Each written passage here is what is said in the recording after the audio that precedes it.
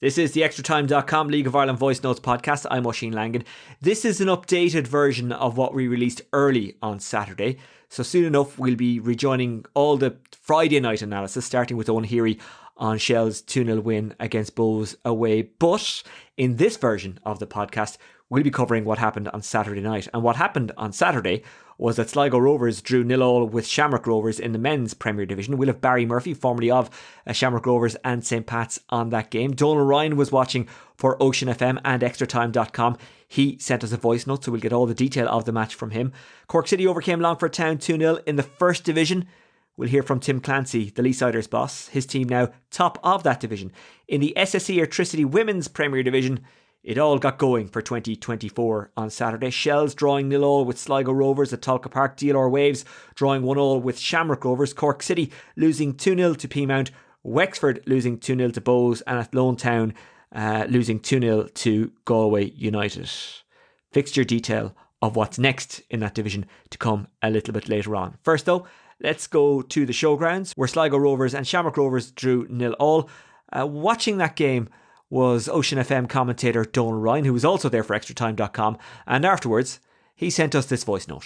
Both sides were well up for Shamrock Rovers chasing their first win of the season, as Sligo Rovers coming in buoyed by a 5-0 win in Oriel Park on Monday night. And it was Sligo Rovers who started the brighter. Simon Power, looking to prove a point against his former club, came back into the side. He was left out against Dundalk and hit the post early on, while Rory Gaffney and Aaron Green were creating all kinds of chances for Shamrock Rovers, but it finished 0-0 at half time. The big talking point in the second half though was Leon Poles. Near the end of the second half, about on 70 odd minutes, he came rushing out off his line and took out Simon Power, who had knocked the ball around him. It looked for all the world like it might have been a red card, but on second view it looked like there was a couple of Shamrock Rovers defenders filing back, so referee Rob Hennessy brandished a yellow card, which was much to the disappointment of the 3,600 strong crowd in the Showgrounds. Earlier than that, Ellis Chapman had missed a glorious chance to put the Bit of Red ahead, but it finished in the Showgrounds, Sligo Rovers 0, Shamrock Rovers 0. And after the game, Donal spoke to Sligo Rovers manager John Russell, who isn't particularly happy with how his team are being refereed at the moment. You'll remember they had a goal disallowed against Shelbourne, and in the game against Shamrock Rovers, John Russell says that Poles should have been sent off. We'll get to that with Barry Murphy shortly. And just generally, maybe his team aren't getting decisions that they should be getting. We're not. It's so frustrating, and you know, what can you do? Look, referees, officials, it's a tough job. But when they're blatant calls, like, you know, it's so frustrating as a manager, because we're all trying to get points here. It's so hard to win games in this league, and when you're on top, especially at home, and you're against teams that are coming down and have quality players that can hurt you, and then when you're getting those big calls to get in front, it's hugely frustrating. And for me, the keeper has to go off. He's got to be. They're down to 10 men, and then we're in the ascendancy, and we don't get it. And again, the Shells, yeah, we probably get a draw. I feel we probably win the game if we get that goal. So look, it is what it is. We have to just move on and try and win our next game. We'll debate that Poles decision in just a moment, but first, let me introduce the man who I will debate that with. Barry Murphy, former goalkeeper with Shamrock Rovers and St. Patrick's Athletic. How are you? Yeah, not too bad. You watched this game, and despite the fact that it was scoreless, I'd say you enjoyed it, did you? Yeah, it was decent enough. I think the pitch probably ruined us. I think it probably made for not the greatest of game on the eye, really, but there's lots of enthusiasm and endeavour, but kind of average enough in terms of quality. I think the pitch wasn't conducive enough to playing any sort of football. So to be fair to both teams, they did try and play and get the ball down, as both teams like to do. But again, the pitch wasn't holding up great and was bobbling around. You can see from a couple of missed touches from the lads up front from Sligo that just kind of got away from them when you think they should have controlled it. But yeah, overall, an entertaining enough game for a 0-0. Now I missed the start of the game because I was travelling.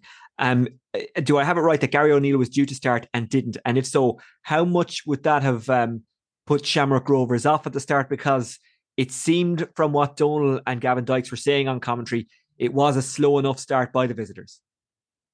Yeah, I think he pulled up in the warm-up on them to place in the starting lineup. They didn't start great at all. They didn't seem to get off the bus at the start. Sligo started really well. They've added legs to the team, Sligo. Power, Chapman and Hartman have really brought that legs that they've kind of been missing the last couple of seasons. And obviously, Matt up top it brings goals, and they started really well. There's a good rocket crowd behind them that helped as well, and started made a few good chances. And I probably thought they should have taken the lead. Denham had a great chance to take the lead in the first half, and probably should have done better from a free kick. But as Rovers tended to, started to grow back into the game then as the game progressed on. Were Sligo Rovers brave, particularly in the first half? They seem to be pressing them right up. They seem to be playing quite a high line.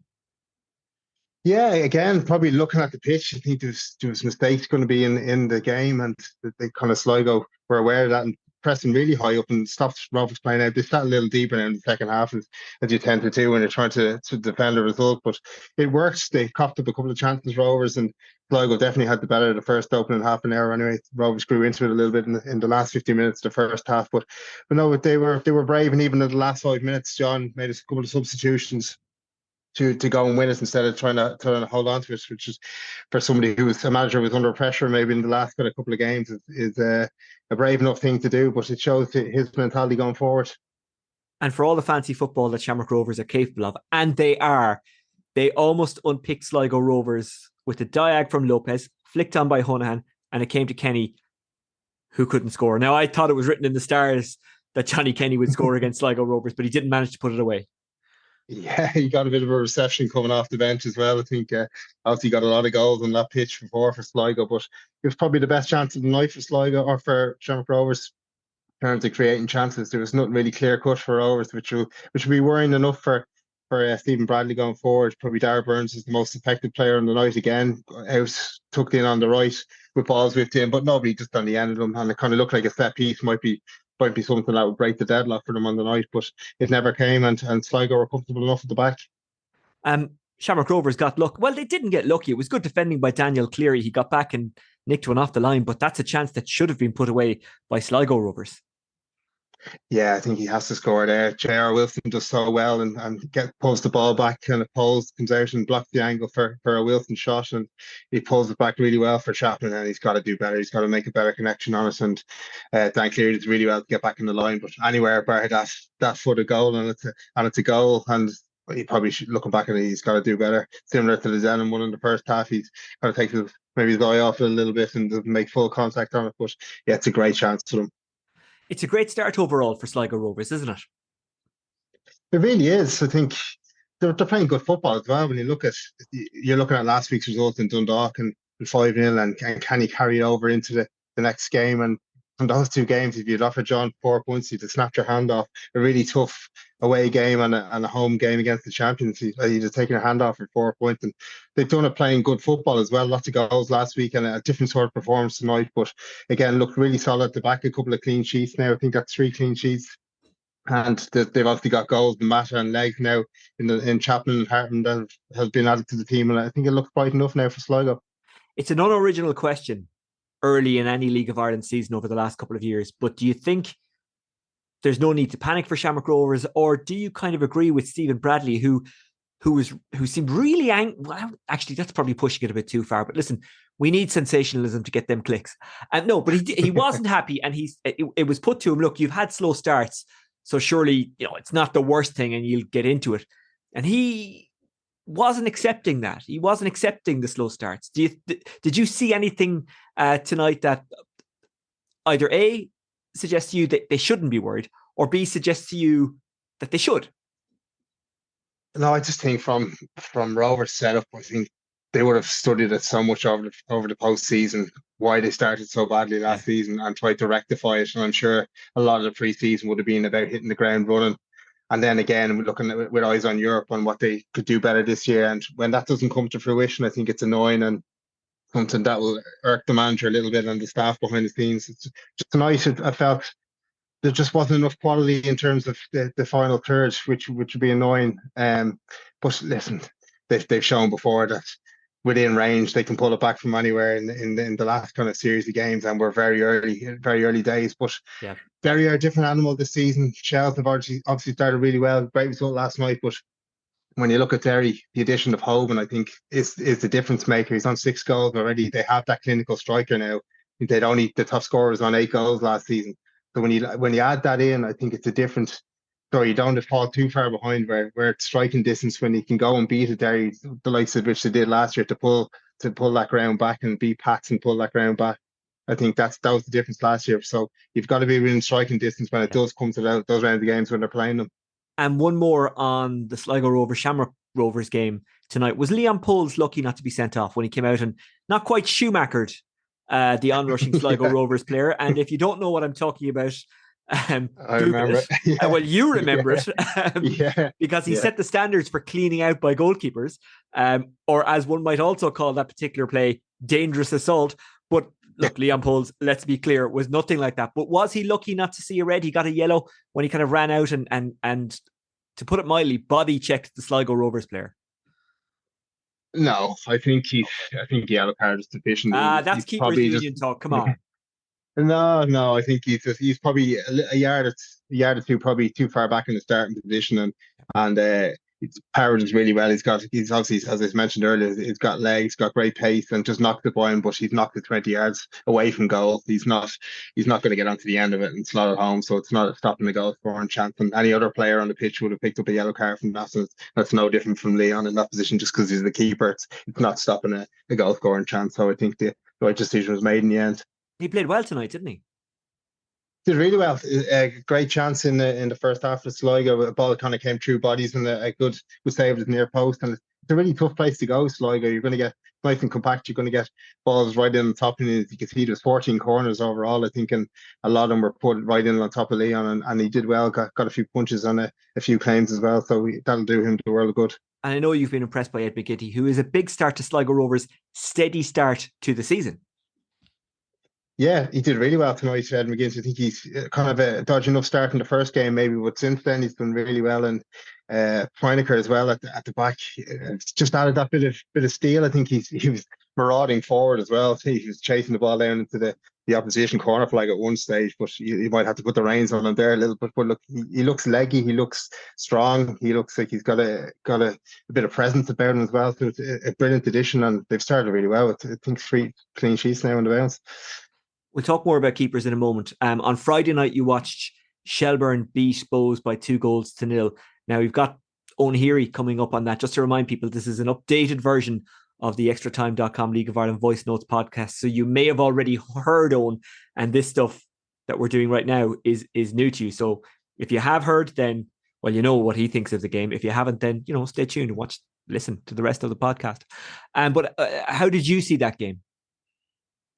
I thought it was a really good away performance from Shells, really accomplished, soaked up pressure at times when they needed to and caught them on the counter attack. But they looked dominant and in control of what they were doing the whole night. I thought Bohs were pretty poor now, to be honest. I think they haven't caught fire really at all. Did a great result in Pats, but since then it's pressure starting to mount a little bit there. I think Mark Coyle looks really good in centre mid. He was breaking everything up, getting on the end of things, and just found himself in positions where he's picking up the ball, and he's such an engine in that midfield for Shell. It kind of reminds me of a Paul Deegan type of player in there. Hit the ball head the same, but yeah, he just looks really good. And all over, they introduced Sean Boyd and made a big change up front when he came on as well. Made a difference. So they've got a bit of strength and depth now, Shells, and just that obviously nous and know-how that Joey O'Brien and Doher bring to the game as well.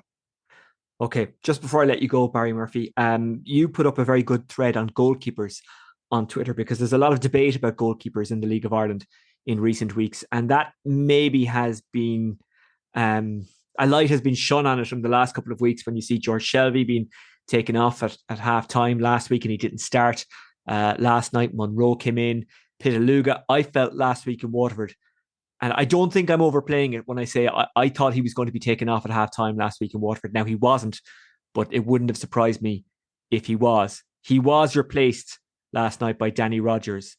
How do you see keeping in the league at the moment? Yeah, I think it's a different kind of area at the moment. So I was kind of trying to do a bit of in-depth analysis myself, and has the standard dropped, or is it just different? I think the introduction of loan signings for keepers is a different one. The age profile has come way down from 27, 10 years ago to, if you take Brendan Clark out of it, down to 22 now. And it's keepers learning their trade here which is a little bit different to what it used to be. And there's a lot of mitigating factors in that reason with Brexit and things like that, and visas and just issues around that. But I just think goalkeepers have struggled.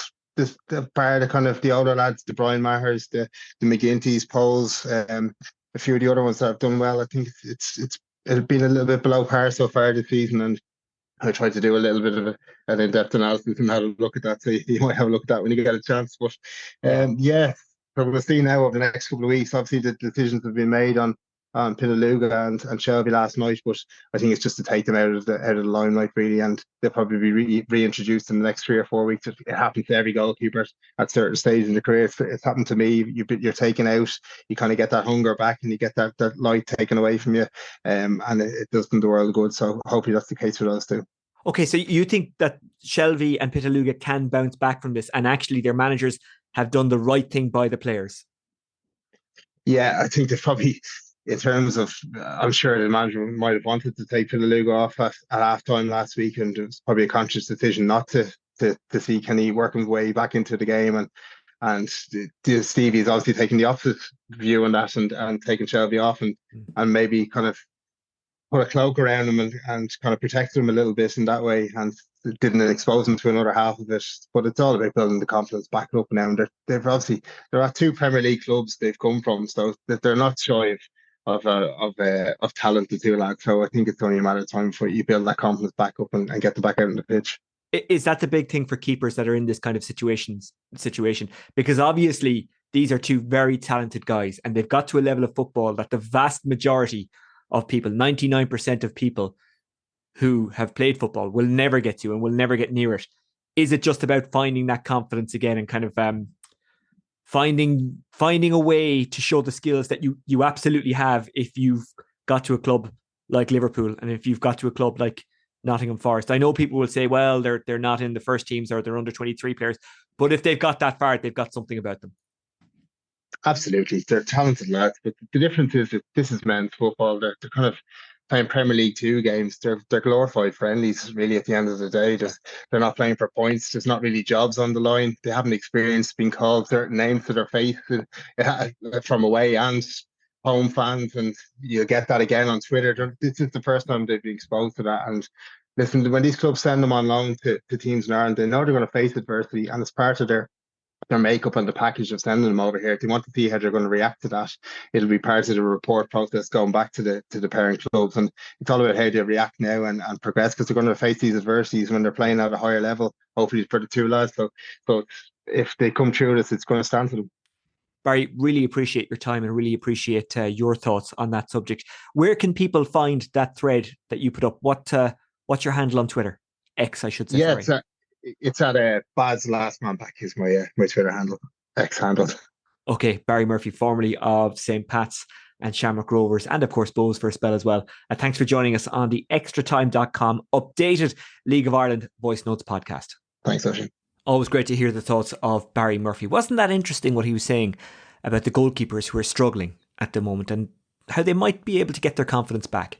Right, let's concentrate on the First Division and Cork City's 2-0 win away to Longford Town. Evan McLaughlin and Jack Doherty with the goals for City, who are now top of the table. They're tied on 10 points apiece with Treaty United, but City have a better goal difference. Here is the Leesiders boss, Tim Clancy, speaking to Shannonside FM's Michael Cook, amongst others. Both goals came in the second half for City, and that's something that pleased the manager. The second half performance is getting closer to where we want to be at. Our points tally so far, I think we're happy with the 10 from 12. Performances, listen, I still think there's vast improvement in us, but listen, we're getting closer, and I don't think we've played to the capabilities that we're capable of, and I think when we do that, we'll be a good side. Yes, your side looked a rejuvenated outfit in that second half. What did you say at half time that had turned things around? Listen, we just wanted a bit more composure and control the game a little bit more, and be a little bit braver in possession, pass the ball a little more instead of forcing balls long. And I think when you start finding Sean Murray and Cathal O'Sullivan and Nathan and Jack and Evan McLaughlin, you get lads with the ball at their feet in behind midfields, I think we've got half a chance then to create goal scoring opportunities. And I think with the second half performance, I think the cool head in Greg Bulger and having him back's a massive plus for us. I thought as soon as we went ahead in the game, we controlled it really well. And then the second goal, I think, put the game out of reach of Longford. And again, it's Cathal O'Sullivan pressing a clearance from a corner for Longford, and he nicks the ball and he's in one-on-one with the keeper. And for a kid who's so young, his decision making is unbelievable. And again, he could try and score his first senior goal himself, but he squares the ball to an empty net for Jack Doherty to tap in, and it got us all 3 points. Young Cathal O'Sullivan playing well for Cork City. They beat Longford Town 2-0 and are now top of the First Division. Right, let's rejoin the Friday night version of the podcast, where we looked at everything that happened obviously on Friday night. We'll start with Dalymount Park, where Bohs lost 2-0 to Shelbourne. Former Shells and Bohs player Owen Heary watched that one for the Extratime.com League of Ireland Voice Notes podcast, and afterwards, guess what he did? He sent us this voice note. Hi Oisin, just back from the game tonight between Bohemians and Shells. Not a great game in particular. Shells defensively well organised. Bohs, nothing going forward. Passing was going astray. Shells, the passing was fine at times. Other times, again, it was going out play as well. So not really much to talk about in the first half. Second half, Bohs up the ante a little bit. Without having too many shots. I think they had 2 shots on target in the whole game. The game came to life with 10 minutes to go. Bort cut in from the left hand side, took a shot, deflected into Boyd's path just as he was about to pull the trigger. Keane Bourne turned and caught the player and took him down for the penalty. Up stepped Jarvis, sent the keeper the wrong way and sent it to the bottom right hand corner of the keeper's goal. Shells then get a free kick. A couple of minutes later, out on their right hand side, Tariq Wilson delivered the ball into the box and Malloy rose unchallenged to head home to make it 2-0. No more than probably Shells deserved in the end. But poor performances all around. Not a great game, as I said. Crowd were unhappy and booed the manager coming off at the end. Part of the crowd did. So it's not looking good for Bohs at the moment. Owen Heary watching Shelbourne beat Bohs by 2-0 for the Extratime.com League of Ireland Voice Notes podcast. Right, let's move to Inchicore, where St. Pat's overcame Dundalk by 1-0. Analysis to come from Colin Hawkins. Of course, Colin played for both clubs. First up, Macdara Ferris of Extratime.com was at the game and afterwards sent us this voice note. All the talk coming into the game was about the goalkeepers. Both goalkeepers from either side's match on Monday night had nights to forget, and neither played in this match in Dublin 8. Marcelo Pitaluca was dropped to the bench for St. Pat's with Daniel Rogers coming in, and George Shelby wasn't even in the Dundalk matchday squad. Ross Monroe came into goal for Dundalk, and I couldn't really fault him for the goal that he conceded, the only goal of the game that Rory Keating scored on 30 minutes. Keating actually had his first shot saved by Monroe, but he was quick to get to the rebound and slot it home. It came from a ball over the top on the turn by Chris Forrester that was delightedly touched into the path of Keating by Brandon Kavanagh. It was a much improved Dundalk performance from their 5-0 defeat on Monday night against Sligo Rovers. That was the 5-0 loss was the Lily Whites' worst home defeat in the league for 34 years. And they did create some chances, but really St. Pat should have put the game beyond the visitors. They had lots of chances in the second half. Monroe pulled off a save from Keane Levy from a shot. He saved a Forrester header, and the chances kept coming. Dundalk did put pressure on Pats towards the end of the game and made for a little bit of a nervy ending. Robbie Benson had a free kick that went close, but when the final whistle came after 97 minutes, the St. Patrick's Athletics fans were very happy, as was Ireland technical director Brian Kerr, who was watching on from the stands, and it piles a lot of pressure on the Dundalk manager Stephen O'Donnell. Dundalk have yet to win a game this season. They just have a point from their 4 games that was earned on the opening day of the season. Meanwhile, John Daly's side, they doubled their points tally for the season. They're on 6 now from their 5 games, and they've got their season going. It's well up and running now after this good win over Dundalk. St. Patrick's Athletic 1, Dundalk 0. That's Macdara's voice note. How did Colin Hawkins think the game went? Well, let's ask him. Colin, what kind of game was it? Hi Oisin. Firstly, a massive crowd at Inchicore. I think it was their biggest home attendance with 4,500, because I think there was only 200 or 300 Dundalk fans. So really good atmosphere. Great to see the crowds flocking in again. A lot of nervousness, I guess, on both teams. A real need to get that win to, I suppose, kick-start their season even this early on. Overall, Pats deserved the 3 points for me. They just shaded it. No real free-flowing football. Not a whole lot of chances. A lot of changes before kick-off from both managers. New formation from Pats going back to their 4 at the back, which had been talked about during the week. But overall, I think Pats were well worthy of the 3 points on the night. Dive into that new formation just a little bit if you can, because Keith picked it up on a couple of occasions that they were playing quite narrow in recent weeks. Did they try and inject a bit of pace, a bit of width? Just with Pats, they went to 4 at the back. Conor Keeley was left out, and obviously the goalkeeper, they made a change with the goalkeeper. They just looked a little bit more solid with Redmond and Turner. Really impressed with Turner. Luke Turner had a really good game. Seems to be settling in well. And great to have a balance there with the left-footed centre-back. Between himself, Keane Levy, probably Rory Keaton for me were the best 3 players on the pitch for Pats, definitely, which gave them a good spine right up across the team. But Rory Keaton put in a great shift, and he's turned into a great signing, scoring different types of goals. That's 2 and 2 for him. And then, as I say, Keane Levy has a real spark about him. He's a really exciting player and seems to be growing a little bit extra stamina, so he seems to be lasting longer in games. And then they had the likes of Jake Mulroney and Mason Mealy to come on at the end just to kickstart them. So they looked a little bit more energetic, more lively, and again with the likes of Jamie Lennon sitting in front of that back 4, they just looked a little bit more solid. Chris Forrester probably hasn't hit the heights of last year yet, still hasn't really got going, but some good signs for sure for Pats. Dundalk again will be bitterly disappointed. They definitely didn't come to shut up shop and take a draw. They came to win the game, but again, a really poor defensive goal. Just a simple kind of hoof from Forrester over the top. He plays that ball quite well, actually. He just plays balls over the top into space, and it's a ball that Dundalk's 2 centre halves should have dealt with much better. So they'll be very disappointed with that. For me, their top performers, your lads who've got a lot of kind of miles into the clock. Your Daryl Horgans, Robbie Benson, Andy Boyle. They're the kind of 3 you're looking to really stand up and get them through this sticky spell of defeats. But they didn't do it last night. That spark wasn't there. Daryl got taken off early in the second half.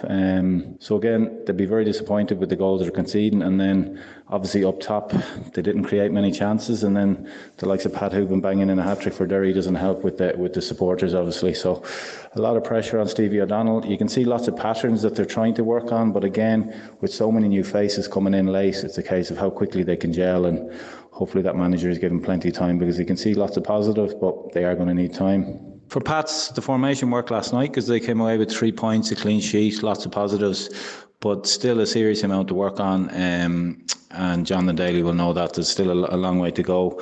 For me, they probably still look like a team that are going to be fighting around the 4th place, hoping to get 3rd.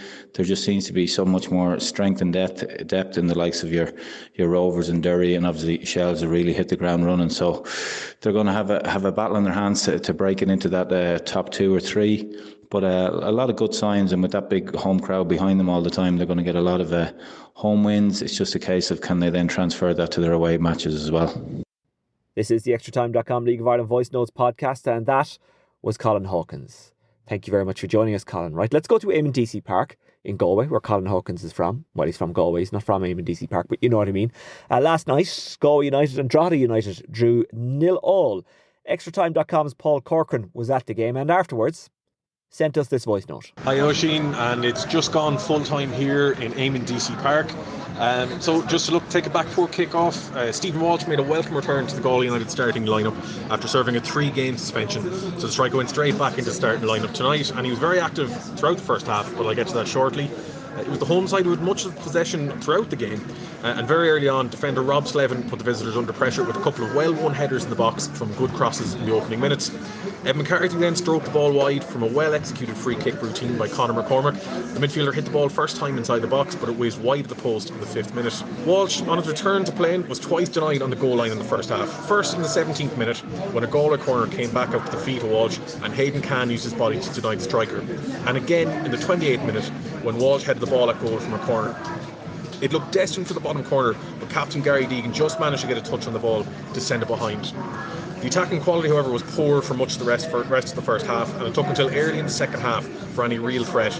And there was chaos for that first opportunity, as Drogheda failed to clear their lines, with bodies flying everywhere. Only Ed McCarthy for Galway managed to get a shot off, but Darragh Markey ultimately managed to hoof the ball clear. Drogheda may have had reason to be miffed, however, in the 54th minute when a poor clearance arrived at the feet of Markey inside the Galway box. His shot looked like it may have struck the hand of Conor McCormack as the Galway captain slid in to block his effort. Referee David Dunn ignored the pleas from the Drogheda bench, however. Patrick Hickey was sprung from the bench for Galway in place of Vince Borden at the 58th minute, and his aerial presence was felt almost immediately as he nodded the ball into the path of Carlo Sullivan, but the midfielder had his effort blocked behind. In what was honestly a really dour second half, Zishin Bawa caught nearly everyone by surprise in the 84th minute when he took possession of the Galway half and rattled a shot off from long range. Brendan Clark reacted quickly in the Galway goal, but he could only push the ball behind for a corner. Patrick Hickey then went close for Galway in the 88th minute as the home side searched for a winning goal. A beautiful whip cross by Regan Donal found his head, but his teammate failed to keep the header down and it sailed over the bar. Very little happened in the rest of that second half, and to be honest, with all the possession Galway had, they'll feel like it's quite possibly 2 points dropped on the night. The final score here in Eamon DC Park: Galway United 0, Drogheda United 0. Paul Corcoran, who watched Galway draw 0-0 with Drogheda United at Eamon DC Park. Let's get the thoughts of Drogh's boss, Kevin Doherty. Tough, really tough. Delighted to get a clean sheet. Incredibly frustrated we didn't have a penalty. It's a penalty. Like, Conor McCormack blocks it with his hand. It's a penalty. And I thought our game plan worked well. We kept, as I said, of course they had loads of, I wouldn't say chances, but balls into the box. We defended them so well. Considering probably last 2 weeks ago we played Waterford, we conceded 3 set pieces and we're really disappointed with them. I couldn't be prouder of the defensive performance, but I do think our game plan worked. I thought we set up really well. I thought we hit them on the counter a couple of times, just had a little bit of quality at times. But again, the time we do have the bit of quality with the shot from there, McCormack dives and stops it.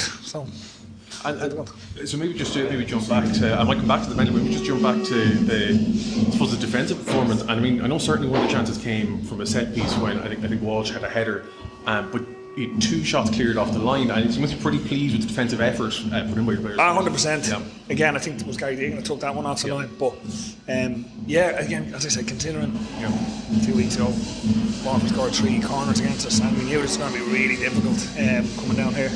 And I don't know, I'm nearly like, it's nearly the stereotype of Galway just set piece. They're not just a set piece team, they're good players. Like, obviously, every game they played in, they won 2, and they were 1-0 Shells, 1-0 Pats. We knew how difficult it was going to be, but as I said, we knew that we had the capabilities of probably standing up like that and hitting them on the counter, because we didn't work all the time. But I think, as I said, the clean sheet really pleasing. Their first one of the season, and probably out of the 4 games we've had 3 really good performances and 1 that wasn't happy with, so it's not a bad start. And then, maybe I don't, not to labour the point too much, but you've already talked about the penalty, and I suppose, obviously, you come to Galway, it's a big crowd, and you're maybe going to get limited chances. You get 1 chance, and I suppose your view is a stonewall penalty. Yeah, and well, we had to talk to someone that has seen it that doesn't think it is. Yeah.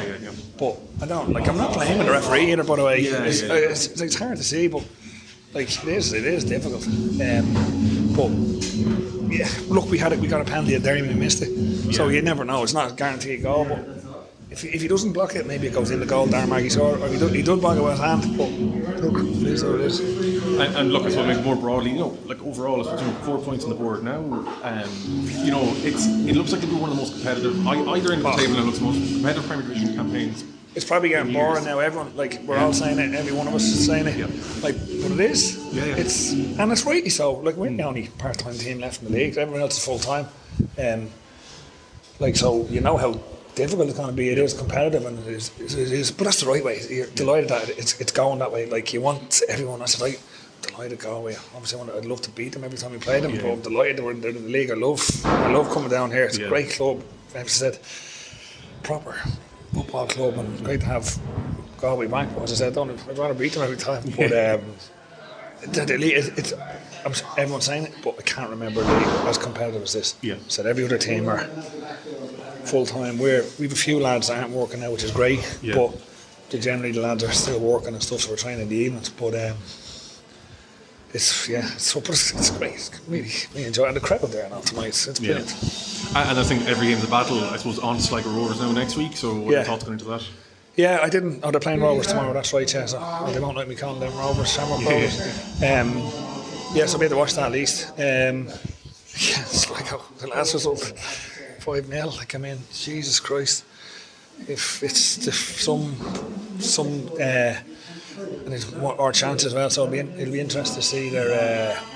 It'll be interesting to see their game tomorrow, as I said, against Shamrock Rovers, and we'll go from there. But at least it's Saturday then, and it's an international break actually. So get to that 2 tough away games in a row. But it's not like it's tomorrow. It's 8 days away. So we'll rest up and go again. Well, that's the view from the Drogheda side. Let's hear from the Galway side. Galway player Conor O'Keefe spoke to Paul Corcoran after the game. Over 90 minutes, I probably think neither side had enough chances to win the game. I think for ourselves, first half we probably edged it slightly. A couple of chances from set pieces, from a free kick, a short free kick that was just went past the post. So I'd be disappointed not to be going in 1-0 up. I think the foundation of the draw for us was the clean sheet, and we're just hoping to try and get that breakthrough to then maybe they'll have to open up and maybe be able to find more spaces, but just wasn't to be tonight. And I suppose, like, Conor, for yourself, you know, you're 5 games in now, and that's your first appearance. You got the nod tonight. I suppose, how does that feel for yourself, kind of getting back into the starting lineup tonight?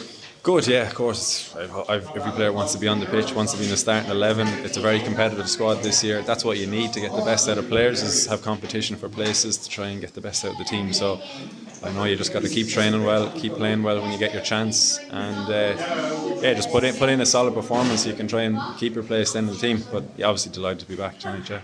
And that's the thing, is that, you know, lots of competition. You know, I suppose I'm just curious, you know, what's the vibe around the squad at the moment? You know, look, it's pretty disappointing maybe not to have gotten the win tonight, and you know they did so well against Shelbourne on Monday night. But you know, what 7 points now from the opening 5 games? You know, what's the vibe like after that? It's a pretty good start for Galway so far this season. Yeah, well, it's a good start. We've high standards, we've high expectations of ourselves. Not to put ourselves under too much expectation, I suppose. But each game as it comes, we go in to try and win. Obviously, it doesn't matter who you're playing against. You go in with a game plan to try and win the game, and just take each game as it comes. You don't look too far ahead. Sounds cliche, obviously, but you just have to focus on because Monday, Friday, it's relentless. So you just have to take each game. Different opposition provides you with different challenges, so you might just have to tweak your game plan a little bit. But we just kind of try and get maximum points. I feel like the 2 games we lost, we were disappointed because it's fine margins. Yeah, fine margins in the Premier Division. And then that's the thing, like, you know, every game is a challenge, and that's, you know, we saw it there tonight. You know, nil all. You know, it's what maybe. You know, talk around the leagues and, you know, the likes, you know, your goal is your slight and draws to be battling at the bottom of the table, but every game's a battle, and you've done well against even, you know, the better teams in the league. But I suppose looking ahead to the next challenge, I suppose the 4-time league champion Shamrock Rovers, I suppose, do you have any thoughts kind of heading into that game? You just got to embrace it. That's why you're in this division. Yeah. That's why we want to be here. We want to be playing these games. We want to be playing the best in the country. Just got to embrace the challenge, step up to the plate and take it head on, because as a footballer, you want to play against the best in the country, you want to play in the best division in the country, so I look forward to it. This is the Extratime.com League of Ireland Voice Notes podcast, and that was Conor O'Keefe of Galway United speaking to Paul Corcoran of Extratime.com. Let's go to the Ryan McBride Brandywell, where Derry overcame Waterford. Watching this one for us, former Bows and Derry City player Gareth McGlynn. Afterwards, he sent us this voice note. Thanks, Oisin. It was pretty dominant from Derry against the 10 men of Waterford. And again, that actually gives Derry a 100% record at the Brandywell so far this season. It was that man, Pat Hoban, again was a City hero. He's now taken his tally to 5 goals in 5 games as he continues his great form and start to life at Derry. It was Daniel Kelly passed up a great chance early on to get Derry off the mark, but it was 4 minutes then before half time that Derry finally took the lead. It was quick thinking from Pat McMullen, who took a quick free kick. He put Duffy away down the left. He got into the penalty area. He attempted to pick out Pat Hoban in the middle, but the striker only got a touch and it bounced off Dara Leahy's knee and into his own net. Derry doubled the lead then on the stroke of half time, and this time it was a spectacular effort from Hoban. Ben Doherty's free kick into the area saw Mark Conley head the ball down into the crowd, but the striker was reacted quickest, and it was Hoban who'd had an overhead kick to make it 2-0 to Derry. The game was essentially over as a contest for Waterford just 7 minutes into the second half, when a bad night got even worse for Leahy.